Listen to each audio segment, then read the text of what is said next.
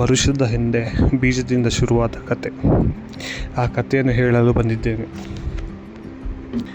ಜಾಸ್ ಆರ್ಗ್ಯಾನಿಕ್ ಫಾರ್ಮಿಂಗ್ಗೆ ಸ್ವಾಗತಗಳಿವೆ. ಸುಮಾರು 4 ತಿಂಗಳು ಹಳೆಯ ತೋಟ ಇದು.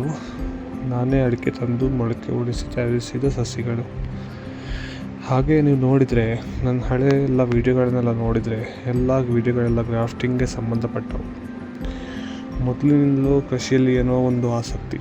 ಗಿಡ ನೆಡೋದು, ಊಟ ಮಾಡೋದು, ಗೊಬ್ಬರ ತಯಾರಿಸೋದು, ಇದೆಲ್ಲ ತುಂಬ ಇಷ್ಟ. ಹಾಗೆ ಕಸಿ ಕಟ್ಟೋದ್ರಲ್ಲಿ ತುಂಬ ಆಸಕ್ತಿ ಬಂತು. ಮೊದಲು ಹೂವಿನ ಗಿಡಗಳೆಲ್ಲ ಕಸಿ ಕಟ್ತಾ ಇದ್ದೆ. ದಾಸವಾಳ, ಗುಲಾಬಿ, ಹೀಗೆ ಅನೇಕ ಹೂಗಳ ಕಸಿ ಕಟ್ತಾ ಇದ್ದೆ.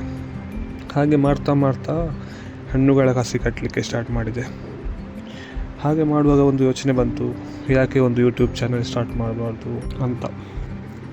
ಹಾಗೆ ಯೋಚನೆ ಬಂದಾಗ ಸ್ಟಾರ್ಟ್ ಮಾಡಿದ ಚಾನೆಲ್ಲೇ ಇದು. ಮೊದಲು ಹೇಳಿದಾಗೆ ಗಿಡ ನೆಡೋದು, ಅದಕ್ಕೆ ಗೊಬ್ಬರ ಕೊಡೋದು, ಅದರ ನಿರ್ವಹಣೆ, ಅದೆಲ್ಲ ಅಂದರೆ ತುಂಬ ಆಸಕ್ತಿ ನನಗೆ. ಹಾಗೆ ಕೇವಲ ಜಾಬ್ ಮೇಲೆ ಅವಲಂಬಿತವಾಗಿದ್ದರೆ ಸಾಕಾಗಲ್ಲ, ಏನಾದರೂ ಎಕ್ಸ್ಟ್ರಾ ಸೋರ್ಸ್ ಆಫ್ ಇನ್ಕಮ್ ಬೇಕಂತ ಯೋಚನೆ ಮಾಡುವಾಗ ಅಡಿಕೆ ತೋಟ ಮಾಡುವ ಪ್ಲ್ಯಾನ್ ಬಂತು. ಹಾಗೆ ಗೆಳೆಯರೊಬ್ಬರಿಗೆ ಕಾಂಟ್ಯಾಕ್ಟ್ ಮಾಡಿದೆ.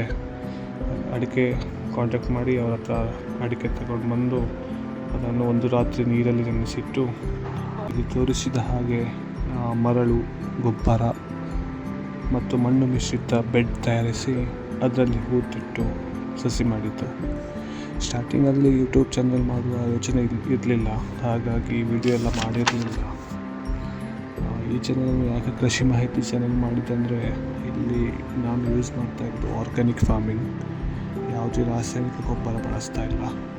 ಕೊಟ್ಟಿಗೆ ಗೊಬ್ಬರ, ಎರೆಹುಳು ಗೊಬ್ಬರ, ಜೀವಾಮೃತ ಮುಂತಾದವುಗಳನ್ನು ಬಳಸಿ ಹೇಗೆ ಹೆಚ್ಚು ಇಳುವರಿ ತೆಗಿಬೋದಂತೆಲ್ಲ ವಿಡಿಯೋ ಎಲ್ಲ ನೋಡ್ತಿದ್ದೆ. ಸೊ ಅದನ್ನೇ ಟ್ರೈ ಮಾಡುವಂಥ ಆರ್ಗ್ಯಾನಿಕ್ ಫಾರ್ಮಿಂಗ್ ವಿಧಾನವನ್ನು ಉಪಯೋಗಿಸ್ತಾ ಇದ್ದೇನೆ.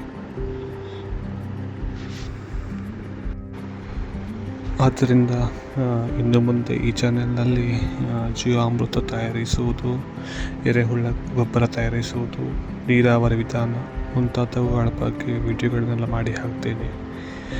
ನಿಮ್ಮೆಲ್ಲರ ಸಪೋರ್ಟ್ ತುಂಬ ಅವಶ್ಯಕತೆ ಇದೆ. ಆದ್ದರಿಂದ ಯಾರೆಲ್ಲ ಆರ್ಗ್ಯಾನಿಕ್ ಮೆಥಡ್ಗಳನ್ನು ಉಪಯೋಗಿಸಿ ಕೃಷಿ ಮಾಡಬೇಕಂತ ಅಂದ್ಕೊಂಡಿದ್ದೀರೋ ಈ ಚಾನಲ್ಗೆ ಸಬ್ಸ್ಕ್ರೈಬ್ ಮಾಡಿ. ಹಾಗೆ ಕೃಷಿಯಲ್ಲಿ ಆಸಕ್ತಿ ಇರುವ ನಿಮ್ಮ ಫ್ರೆಂಡ್ಸ್ಗಳಿಗೂ ಶೇರ್ ಮಾಡಿ. Thank you.